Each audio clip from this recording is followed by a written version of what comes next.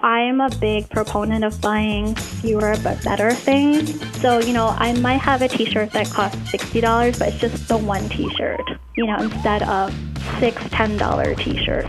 That's the Luxe strategist. Today on Your Money, Your Wealth, she offers 6 secrets to splurging on nice things while still saving up to 50% of your income. Joe and Big Al cover the latest on Trump tax reform, the retirement crisis, 7 retirement catch-up strategies for lifelong procrastinators, and why caller Marie maybe shouldn't trade options. Plus, the fellas confess to their worst impulse purchases. Now, with a tiny ukulele and a really, really big bag, here are Big Al Clopine, CPA, and Joe Anderson, CFP. Talking taxes, investments, retirement, and all sorts of good stuff today. We got tax reform maybe coming down the pike. And we had the budget passed through this week. Well, we did, Joe. And just as a little reminder, what the budget does is that it allows a bill to be, a tax bill, to be enacted that would potentially increase the federal deficit by up to $1.5 trillion over the next 10 years. In other words, this tax plan or this tax framework that was revealed about a month ago. Your phone's ringing. Yeah, I know. It's a caller. But I'll get to it later.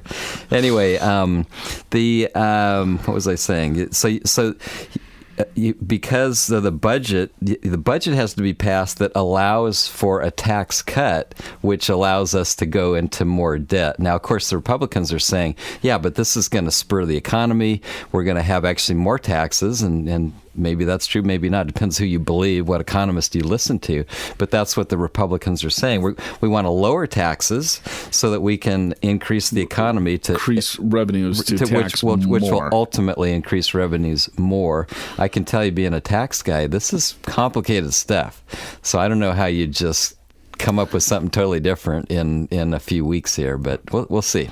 We talked last week about 401k plans and retirement accounts, and then that they increased the overall contribution limits to 401ks and defined contribution plans to $18,500. Yeah, they increased it $500. And there was also talk within this new tax plan is that they would reduce the tax deductibility up to $2,400. But what your boy, President Trump, my boy, said, or he tweeted, or whatever he did, yes, said, no, that we're not going to mess with retirement plans. Yes. But then the House said, well, I think it's still on the table. I think it's still on the table. Yeah, that was like a day or two later. Right. So who knows, right?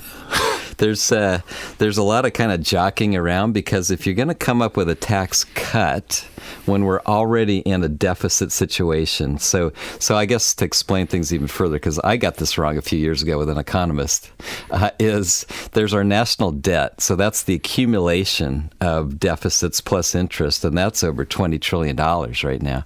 Then there's the deficit, which is the annual. That's the annual amount we're spending more than the revenue coming in. So we're basically adding to the national debt each and every year by the deficit. So one of the things that numerous Republicans want to have happen is to balance the budget, to at least stop making this worse, and then start working on ways to attack the debt. But the deficit has decreased. It was like $1 trillion a year. And if you think about it, it's logical that it has decreased, because we were in the Great Recession. That's the worst economy since the Great Depression. And when it's a terrible economy, people are making less money, so there's less tax revenue. So, and you can't all of a sudden say, well, Social Security recipients, we don't have enough to pay you, so we'll pay you half this month, and we'll try to catch it up later. Sure. So the government has made these commitments between Social Security and Medicare and our defense and and all that, welfare, all that sort of thing. Now, maybe there's ways to cut that. Maybe there are ways to improve that, certainly. But when you make commitments to programs, you can't all of a sudden say, no, we're not doing it. And that's how this happens. And so then there's a general disparity, I would say, between Republicans and Democrats. Democrats would rather raise the taxes, particularly on the wealthy, to try to close this gap, and Republicans want to go the exact opposite direction, because the wealthy are the one that invest in companies, create more jobs, the economy is more improved. Like I say, it depends who you listen to as to which is a better approach, and I'm not going to even try to judge that. Yeah, stay tuned. We are on the pulse we are. of this. And I guess if you haven't heard this tax framework that was announced about a month ago, it takes 7 brackets down to 3 brackets. And the highest bracket is reduced from 39.6 to 35. Yeah, but now there's talk that they're going to bring it back to have a fourth one for... There is, yes. And there's changes in deductions, too, like your state and local taxes, property taxes, those would not be allowed under this framework. Your miscellaneous itemized deductions, your medical deductions would not be allowed. In exchange, you have slightly higher, lower tax rates, higher exemptions. No exemptions. But I'm sorry, higher itemized deduction. Let me get this right. The standard deduction. Higher standard deduction. But no exemptions. Are you a tax guy, or what No. the hell are you? Not right now. Apparently not. Anyway, also they're talking about reducing corporate taxes, even for S corporations and LLCs. So we'll have to see how all that plays out. Yeah. On the individual side, we've done several shows on this where we kind of break it down, and it's not really going to affect a ton on the individual side just because of it's all smoke and mirrors, in my opinion, is that, all right, well, here, we're going to reduce some of the taxes, but then we're going to get rid of some of the deductions. It's like, all right, and then get rid of your exemptions. And people end up paying more tax. People paying more tax. So how's that a tax cut? Right. So in that right in the middle, too, like at the 25, 28% tax bracket, okay, well, now you're going to go to 25, so you think you're going to have a lower rate, but then all of a sudden you have a few kids, you don't have any exemptions, and then if you live in the state of California, you don't have, or New York or any other high income state, then you can't write off your state taxes, you can't write off medical expenses, and then it's like, well, wait a minute, at the end of the day here, my tax rates went up, but that's middle America, and that's who everyone says, okay, well, we want to reduce the taxes, we want to help, right? Yeah. So you got to be careful. I guess the point of the discussion is, and Al, you've been in the tax world for 30 plus years. 30 plus years. 30 right. plus years, right? I lose track after 30. Exactly. And I've been doing this a few days, and it's like, okay, well, you hear all of this and it sounds really good until you get into the details, and there's zero details on this new tax plan, and it's like, oh, this is going to be the biggest, strongest tax plan ever. And it's like, all right, well, it's 4 pages long. I got it here. It's 9 pages, and the first 3 pages are introduction. Right, and you got a nice cover page. So there's 6 pages. I like the artwork on it. It's cool. very nice. But starting on page 3 is where we get into the meat, and page 3, it's fairly large type. Page 4, page 5, there's more blank space than there is writing. So, there's nothing. There's really nothing there. Not much. It just says we want to do this. Right, and so. It's a framework, is what it is. It's not really a plan that we can, a bill that we can vote on. Right. But, with politics, they're good salespeople because people want to hear what they want to hear. Sure. And it's like, okay, well, lower taxes. I want to pay lower taxes. And then all of a sudden it goes through, and then you're paying more taxes. Right. And you're like, well, what the hell just happened? Well, you got to pay attention to kind of the details of this stuff. You do. Especially with your taxes. And in regards to retirement plans, what are they going to do there? We live and breathe this every day, and there's so many people that are lacking the capital assets to provide themselves a retirement income long term, and we got to get a little bit more focused on long-term planning and what you need to do for yourself. But if you've ever listened to the show, Al and I have always tried to come up with different unique ideas and strategies and try to educate and help you figure out a way to reduce your overall tax bite legally, of course, because it's our given right as a U.S. citizen to do everything we can to avoid taxation, right? We can't necessarily eliminate it, but we can. But we're allowed to arrange our affairs to have to pay the least amount of tax legally possible. Absolutely. Nothing wrong with that. Right. And so then you have to understand how the tax system works, and you want to make sure that you look at this and be prepared to say, all right, well, if this happens, this is the planning that I need to do, and if it doesn't happen, this is the planning I need to do. And in some cases, it might be the same strategy, but you have to kind of take a look at this stuff. So how is this massive tax reform going to affect you? In this country, it's your right to do every legal thing you possibly can to avoid taxation. You can't necessarily eliminate it, but you can have a strategy to legally pay the least amount of tax possible. Start end-of-year tax planning now to help you not just this year, but for the rest of your life. Call Pure Financial Advisors at 888-994-6257 and make an appointment for a personalized tax reduction analysis. That's 888-994-6257. Call right away. Find out how your current tax strategy may be changing in the coming weeks and what you can do to reduce your tax bite. Get a forward-looking personalized tax reduction analysis at no cost or obligation to you. Call Pure Financial at 888-994-6257. That's 888-994-6257.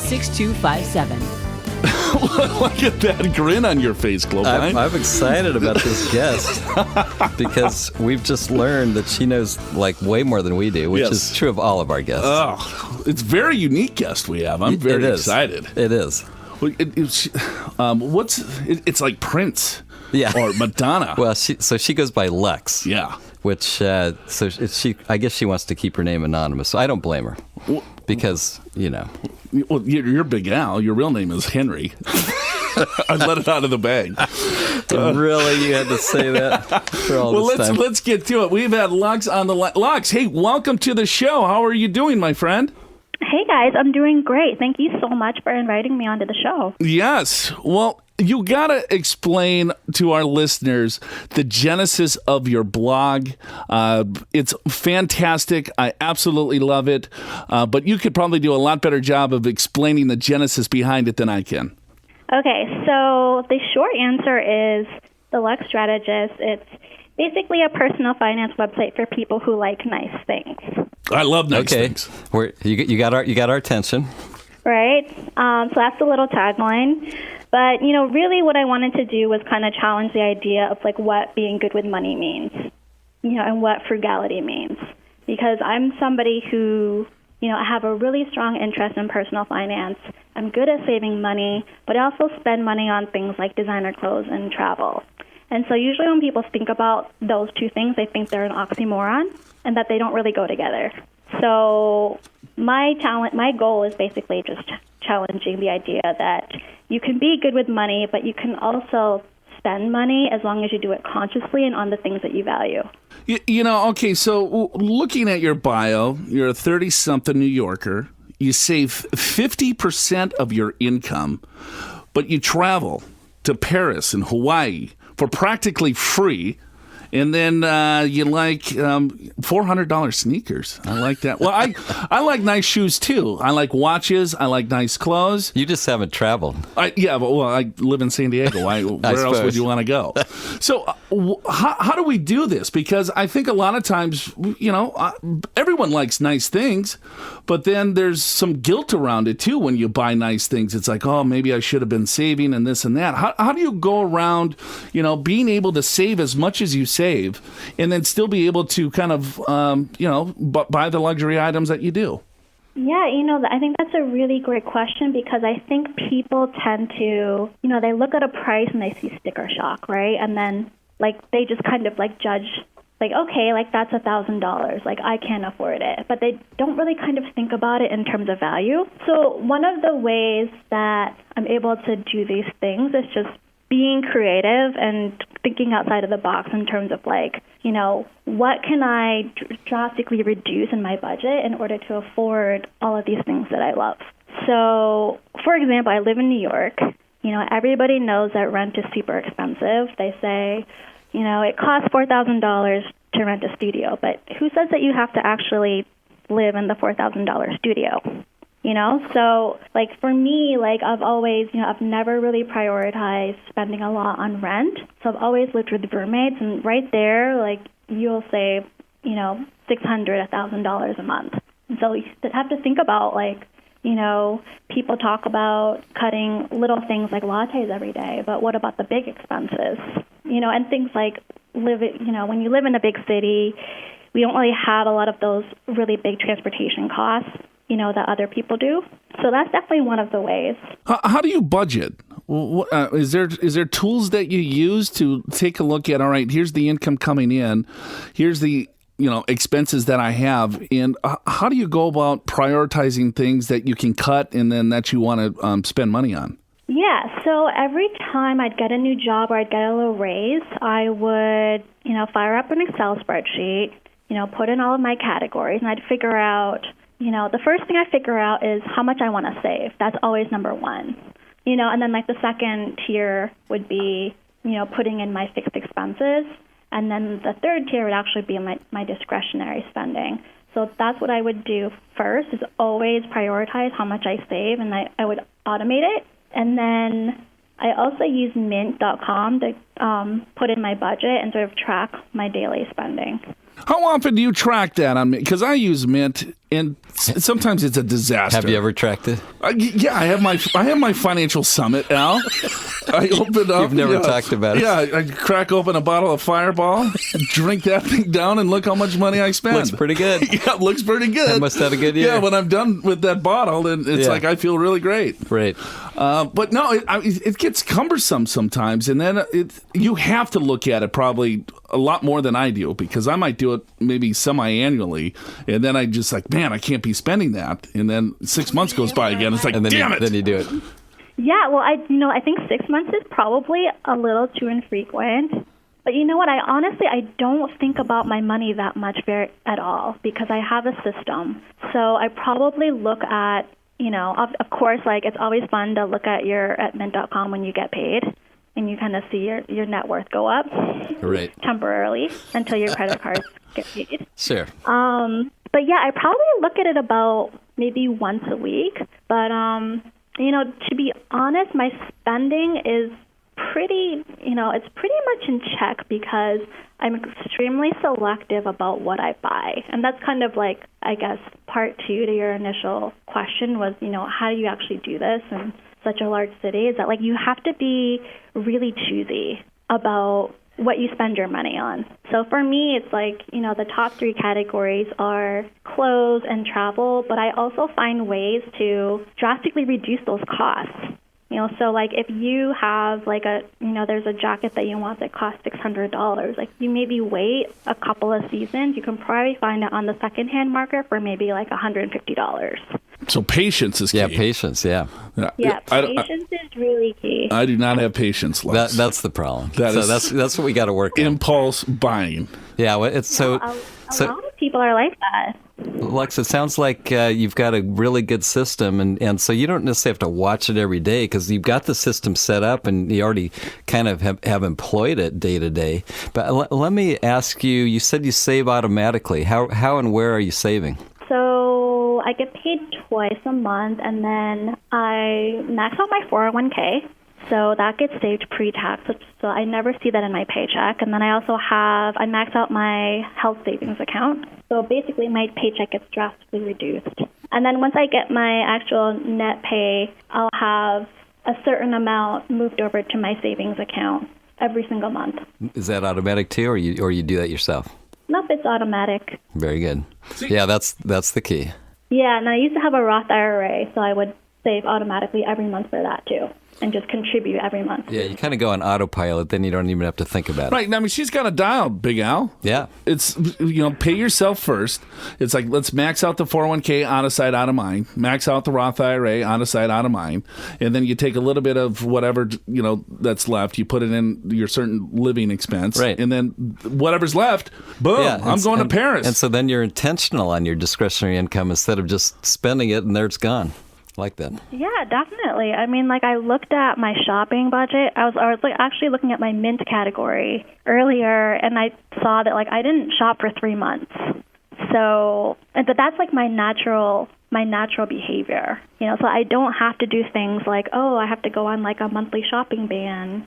XYZ. It's just, I very rarely, like when I see something, I very rarely buy it on the spot. Like I'll think about it and have a process. Like I just, I wrote a post about my thought process for buying a T-shirt that happened to cost $60, and it got shared on Facebook, and there were a couple of judgmental comments, which is, par for the course. But, I think what maybe some people missed in the post was that, like, I think, it's like a 12-step process for, like, how I actually decide. It doesn't matter that it's a $60 T-shirt.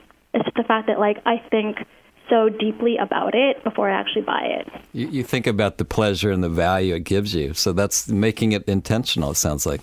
Yeah, and I think the other part of it is I'm a big proponent of buying fewer but better things. So, I might have a t-shirt that costs $60, but it's just the one t-shirt, instead of, six $10 t-shirts. So how often do you wear that t-shirt, Lux? You wear it every day?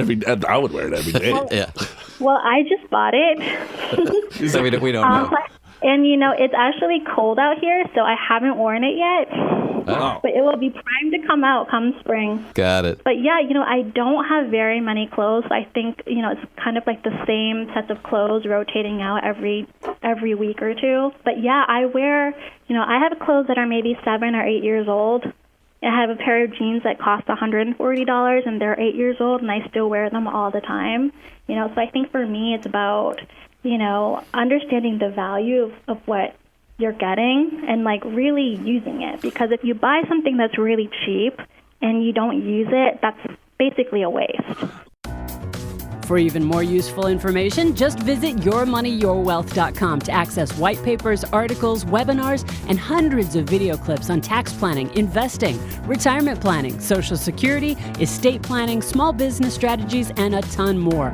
It's a veritable treasure trove of information just waiting for you at yourmoneyyourwealth.com. If you need more help, you can always email us at info@purefinancial.com or pick up the phone and call 888-994-6257. Welcome back to the show. The show's called Your Money or Wealth. Joe Anderson here. I'm a certified financial planner with Big Al Clopine. We have a kind of interesting guest today. Her name is Lux. Let me ask you this, Lux. What is the worst money decision? I mean, what is the worst thing that you've ever bought that you were like, you know what, I just spent a lot of money on this and I probably shouldn't have? Or that's never happened to you? Because I'll share you mine. Oh, yes, because I'm perfect. You sound perfect, Actually, Lux. Yeah, I wrote a post about a couple of things that I bought that were fails. And I bought a lamp from West Elm that cost $160. And it's hanging out in my living room right now. And I kind of get a little pang of regret every time I walk by it. Well, let me tell you mine. I bought a replica Darth Vader mask that I think Darth Vader wore himself for $700. Yeah, but it is sitting in my living room, and I look at it every day. I'm saying, I am such an idiot. But you love it, right? Oh, yes. Saturday nights, I put that thing on. See, I need to not be an impulse buyer, Lux. This is helping me out. I need to get on your process. Well, you could think about that purchase as an investment, and maybe it'll be worth something one day. I doubt it. He's worn it out. Yes, it's all cracked up. Yes. It looks like the mask after he got blown up. It's worth 10% of the original value. Well, because we know Joe's an impulse buyer, how can we help him with travel? What are your tips on traveling for cheap or even free? Okay, so have you ever heard of this thing called travel hacking? Travel hacking? No, never heard of it. Okay. Travel hacking or signing up for credit card sign-ups? No, keep going. Never heard of them. Okay, so you know the idea of frequent flyer miles? Yep. So basically, if I fly to from New York to LA, I'll get 3,000 points, which is not really much. But, credit cards have these bonus programs where if you sign up and you spend a certain amount, you can get, 30,000 points, 40,000 points, up to 100,000 points. So basically signing up for these credit card bonuses is a shortcut to amassing all of these points, and then you can redeem them for travel. So do you just churn and burn credit cards? Is that how you do it? I'm not a total churner and burner. What I try to do is I sign up for the cards just kind of based off of my natural spending. So, for example, there's lots of cards the requirements would be you have to spend $3,000 within 3 months in order to get 40,000 bonus points, and that's enough for a cross country flight. And many people will be able to just spend $1,000 a month. On groceries, on their kids, etc. And one smart thing that I did was I got married earlier this year, so I thought, great, this is an awesome opportunity for me to sign up for a credit card that has a really high spending requirement that I normally couldn't meet, but I can use it for my wedding costs because I'm going to spend my money on that anyway. And so, that was a really good opportunity for me to kind of perfect timing and, just like taking advantage of that. Is that how you went to Paris on that? No, that's not. Actually, I haven't even used up those points, but no, I've been to London and Paris and Hawaii, and then this December we're going to go to New Zealand. Oh, cool. So that one was a really difficult one, but it does require some planning and everything to kind of, make sure that you can find a seat. But, there's this whole, subculture about travel hacking. I'm not sure if you've heard of this guy called the Points Guy, but he's basically like one of the pioneers of travel hacking, and he has like, every single resource you could even think of about it. One of our clients does this, but she's always been secretive on how she does it, so we've never known. Yes, Points Guy. She's now we know. Yes, she's a points gal. Yeah, right. Yeah, no, this is what I'm gaining from this, Lux, is that I cannot impulse buy stupid things anymore. Now I have to get married. Well, you could have a budget. I have to put in all of my credit. This is awful. Yeah, but you could turn your life around. Another thing that I did was my friend was moving to New York, and he was, working in investment banking. I thought, okay, he's going to need some new furniture. So I thought, you know what, here, like, I'll give you my credit card to use to buy furniture, and then you give me a check later. So that was another thing that you could do, too, if you have some rich friends. I got Lux, I got you. Yeah. Hey, where can people find your blog? They can find me at theluxestrategist.com, and Lux is spelled Luxe. theluxestrategist.com. That's Lux, folks. Hey, thanks so much for joining us. It was a lot of fun. Thank you, guys. It was super fun. Now that you know the secrets to living the Lux life, what about your retirement? Do you have enough saved? Do you have a retirement strategy? Can your portfolio and your retirement plan stand up to record low interest rates, skyrocketing healthcare costs, market volatility, and increased longevity? I mean, seriously, can you afford to live to be 90 or 100 years old? Visit yourmoneyyourwealth.com and sign up for a free 2-meeting assessment with a certified financial planner. There's no cost or obligation to you, and you'll learn highly effective strategies to transform your savings and income in retirement, minimize your risk, reduce your taxes, and help your portfolio withstand today's challenges in a stress test. Sign up for a free 2-meeting assessment with a certified financial planner at yourmoneyyourwealth.com. Hey, welcome back to the show. The show's called Your Money, Your Wealth. Joe Anderson here, certified financial planner. I'm with Big Al Clopine. He's a CPA. Thanks a lot for tuning in.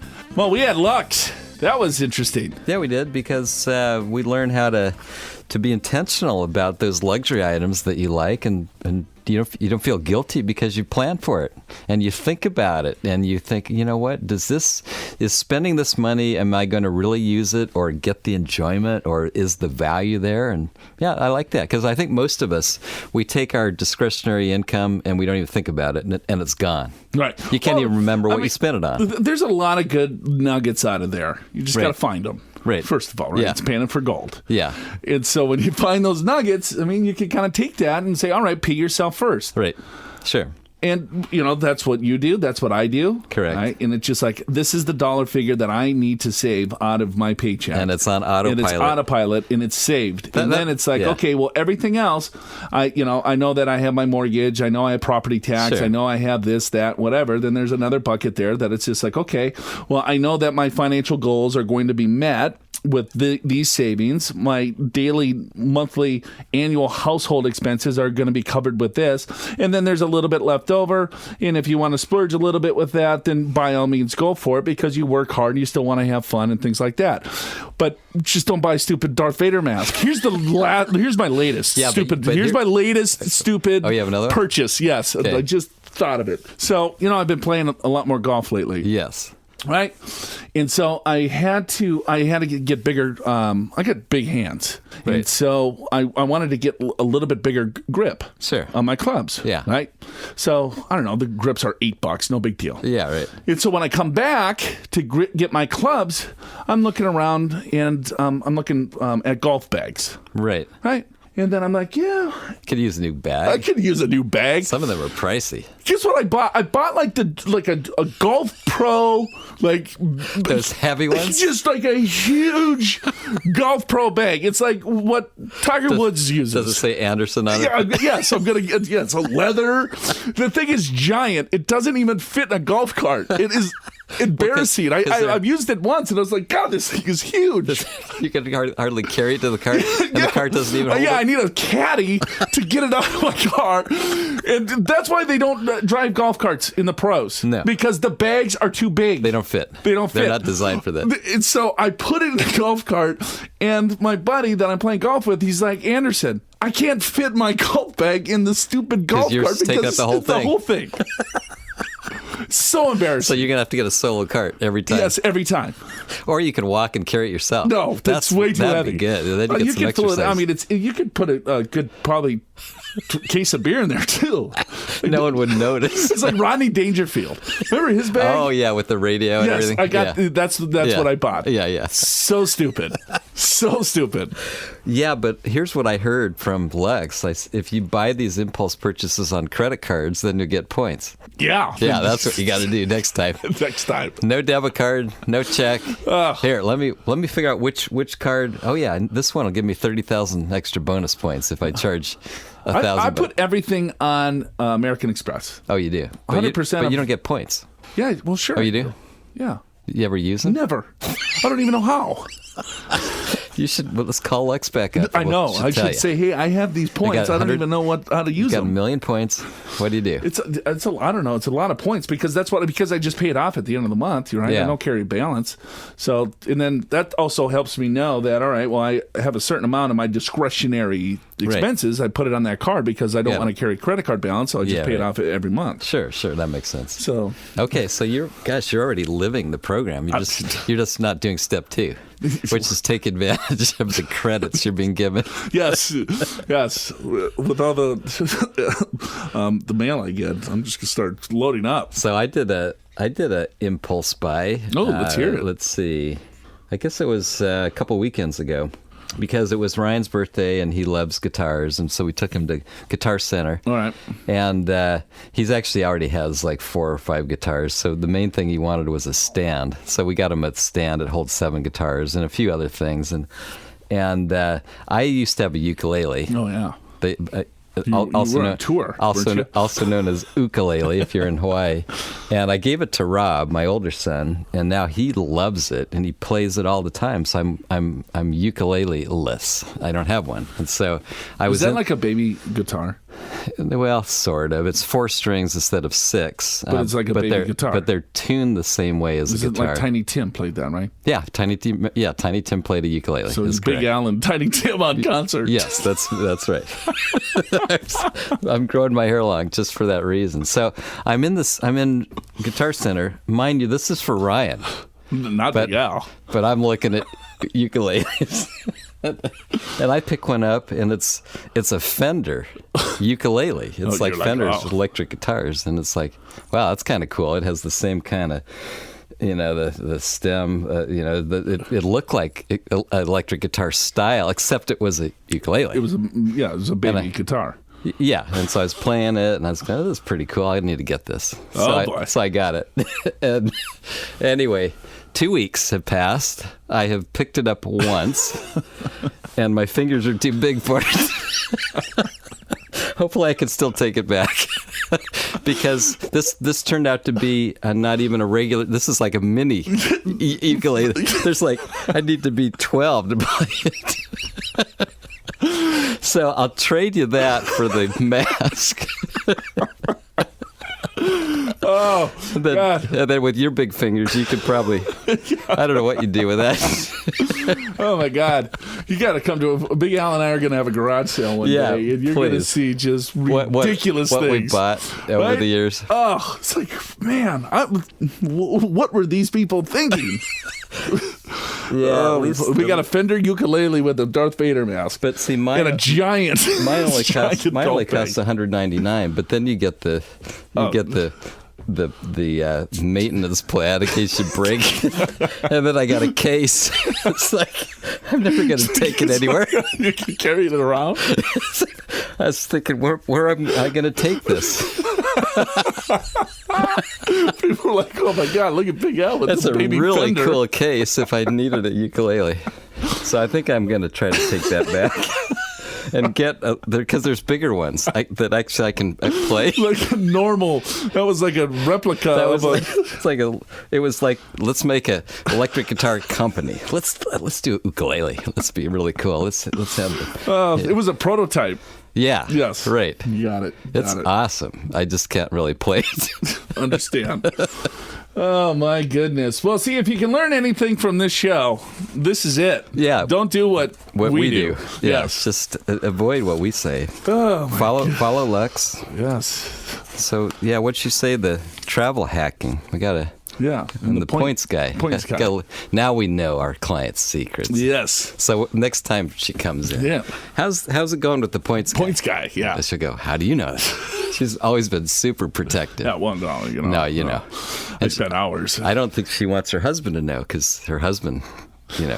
wow, you really right, is right, yes, exactly. Don't you think? I think that's why it hasn't come up. Anyway, I've always wanted to talk to her. Hey, so how do you do that again? No, I know. I've tried. No, never going to tell you. She always defers me. Oh yeah, we'll talk about it sometime. Yeah, she's taking that to the grave. But guess what? We found out. We got the skinny. Ugh. Wow. San Diego, don't start lining up for that garage sale just yet. Joe and Big Al aren't quite ready to part with that Darth Vader mask, the giant golf bag, and the tiny uke. But come join us for a 1-hour lunch and learn on Thursday, November 30th. We'll look back, review the year's major headlines, discuss what may be ahead, and learn what the data is telling us about the economy's health and what financial experts predict for the end of 2017, and which details you should be paying attention to. Visit purefinancial.com/market update to register for this free event.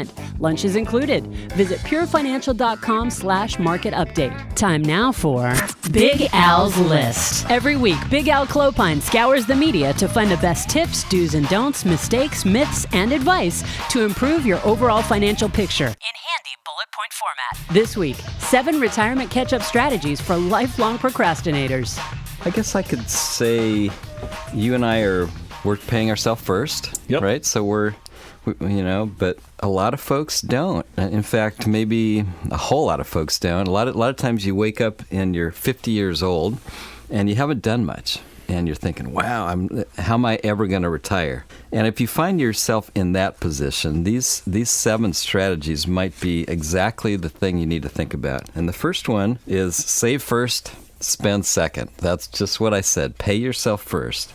And Joe, that's we talk about this a lot, but it's probably, it's like one of the most important things in retirement is save first, save automatically, save into your 401k, out of sight, out of mind. It never enters your checking account. You're not tempted to spend it because it's not there. Because what everyone else does is they figure, well, I'll just say whatever's left over, and somehow nothing's ever left over. You figure out ways to spend it is the problem. Yeah, everything comes up, Yeah.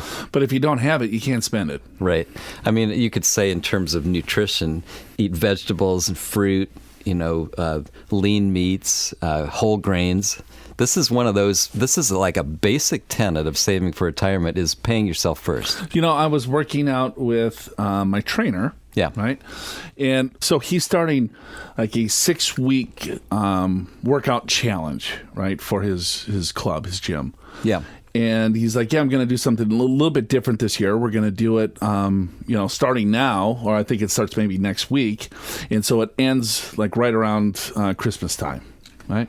And I was like, wow, you're going to go through Thanksgiving? He goes, yeah, that's kind of the whole point is that, if you want to get in shape, this is a really difficult time to do it because there's, Thanksgiving and Christmas parties and holiday parties and work parties and everything else in between. Yeah. And so if they could get on this challenge and be committed to it. Right.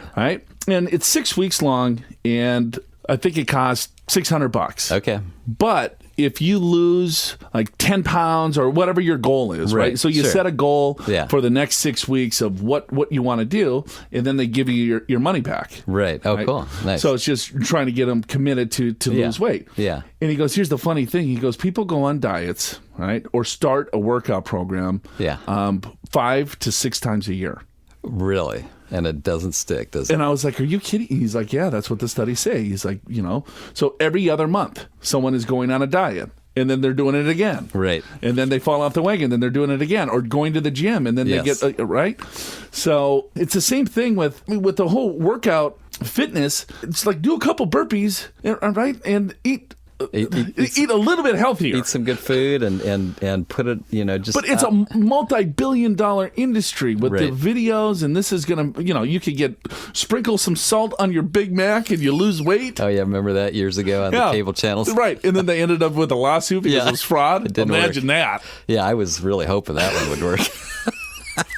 Anyway, that's so talking about getting in shape and eating right, you actually have to do it. Paying yourself first, if you have a 401k, it's automatic. Right. I mean, you don't even have to think about it. Second one here, Joe, is take advantage of catch-up contributions. And what that means is if you have a 401k or a 403b and you're 50 or older, you can put $6,000 more into that thing than everyone else. Or if you have just an IRA or Roth IRA, you can put $1,000 more than everyone else. So the limits right now: 401k $18,000. If you're 50 and older, $24,000. IRA or Roth IRA $5,500. If you're 50 and older, it's $6,500. So make sure you take advantage of those catch-up provisions because they're designed just for you to help you catch up. That's where they came from. Key. I mean, if you can do it, absolutely. But here's another thing to consider or to be aware of.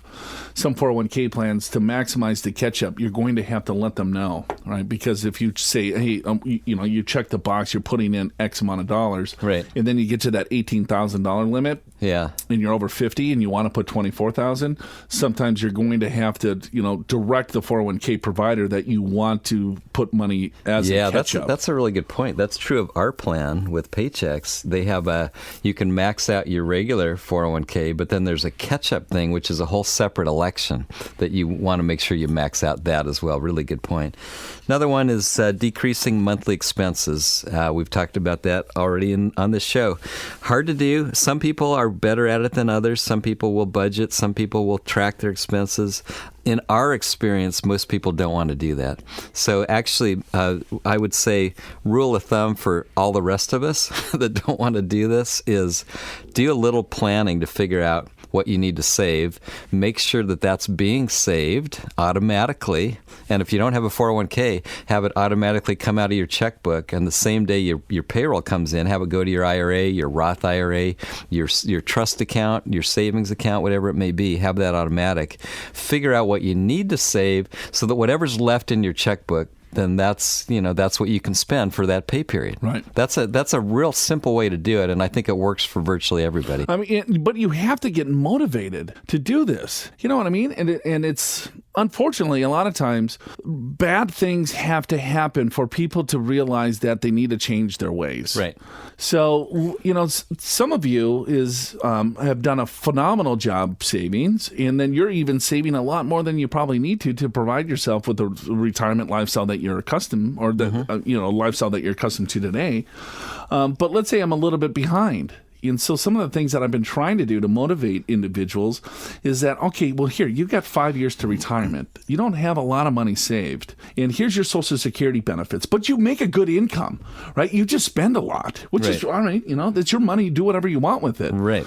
But you're making $100,000 now. Your Social Security benefit is going to be $22,000, right? So can you live off of $22,000? Because that's what's coming down the pike. If you can't live on, all right, you're going to have to live on to $22,000. So try to do that this year. Just live off of $22,000 and then save everything else. There's no way I can do it. Well, that might be just one bad year, right? Right. Just one miserable year that you'll have to go through. Then you can save everything else versus spending the next 20 years just being absolutely miserable. Yeah. You pick your poison. And I think the other thing too, Joe, is like, let's say you're spending the 100. if you could get it down to where you're spending $50,000 or $60,000 and get used to that and save the difference, then by the time you hit retirement, you may be able to sustain that same level. Absolutely. So that's really the key, and that you have to want it there. Yeah, it's just like working out and nutrition. You're going to have to put yourself in a mindset. Yeah. I think there's a big brokerage company. What they did is that they had this company take a picture of their clients, right? And then they aged their face, like what they look like in their 80s or something like that. Right. And you know what? That motivated people to save money. It was crazy because they saw a future self. Yeah. And they're like, I need to take care of that ugly-looking old man. That old man. Yeah.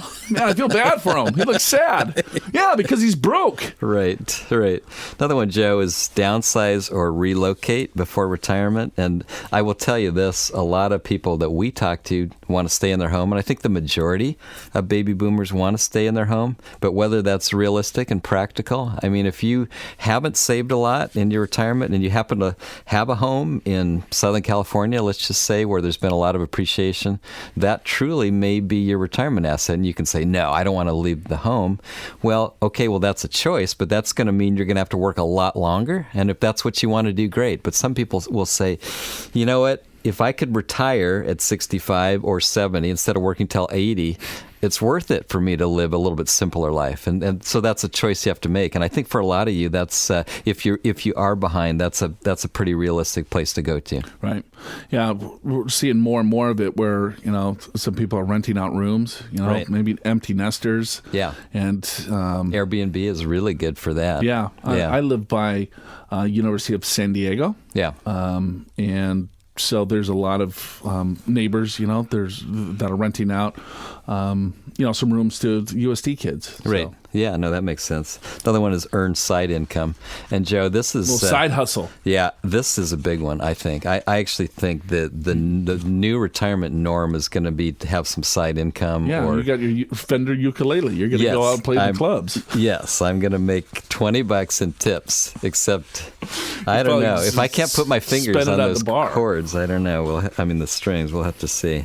Another one you might want to consider is changing employment. And that's kind of a drastic thing, but if you're in a situation where you're not making a lot of money and let's say you're 50 and you're kind of in a dead-end type job, maybe your industry is starting to decline, if you might need to get retrained, but you still got 15, 20 good years in you, maybe it's worth it getting retrained and looking at what other opportunities are available.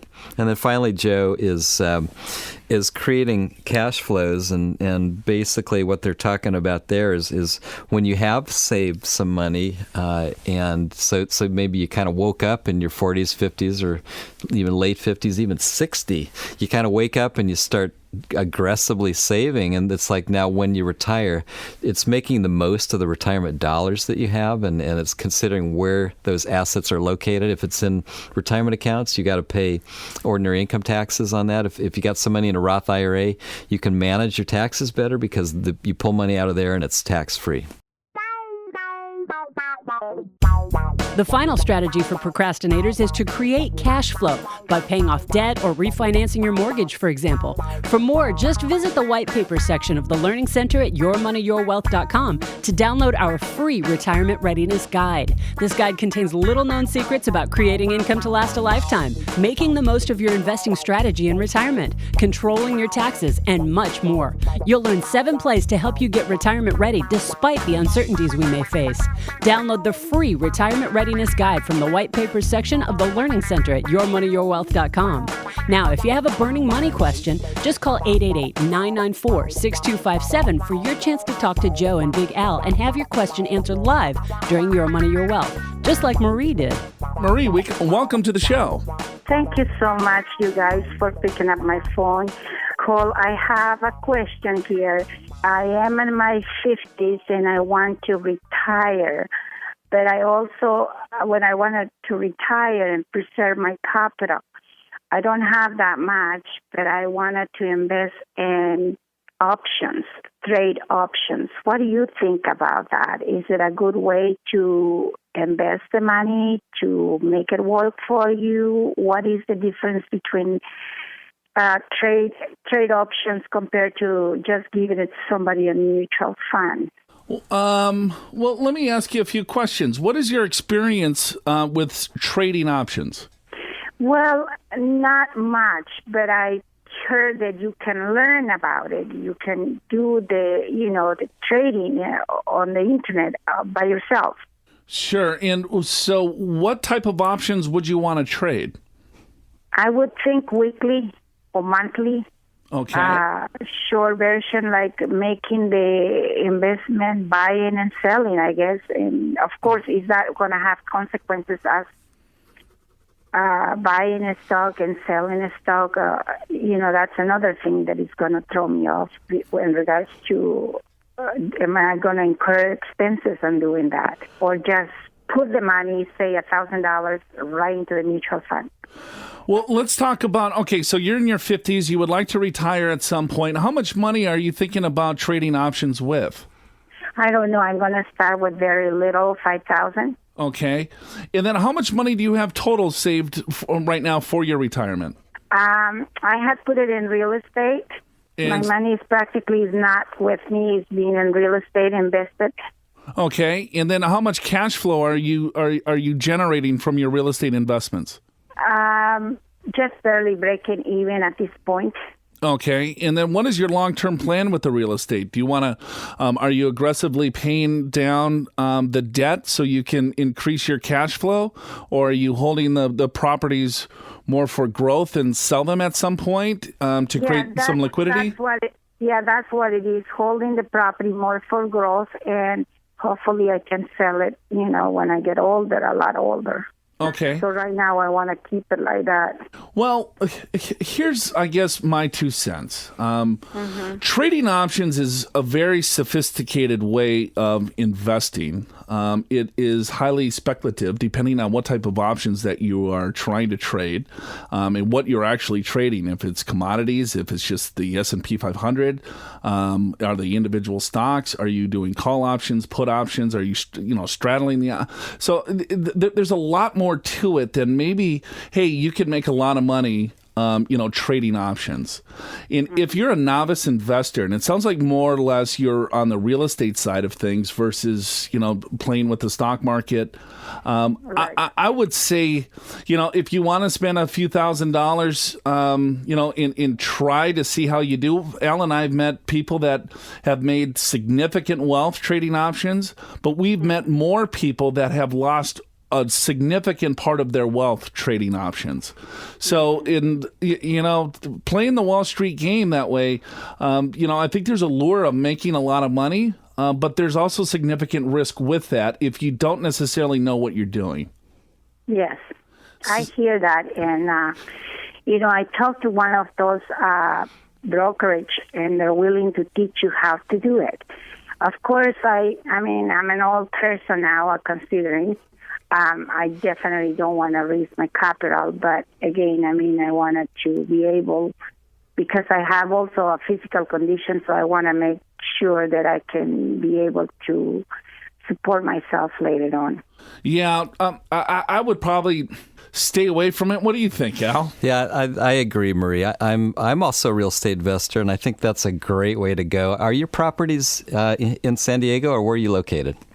Yes, I am a real estate investor, and that's, when I say that is that I'm investing the real estate on my own home. I bought it many years ago. It has accumulated a little bit of equity in it, and I don't want it to. I want to remain like that. And if any case someday I sell it, get some equity, buy a new one, cash. Got it. Do you have any rental properties as well? No. No, just, okay.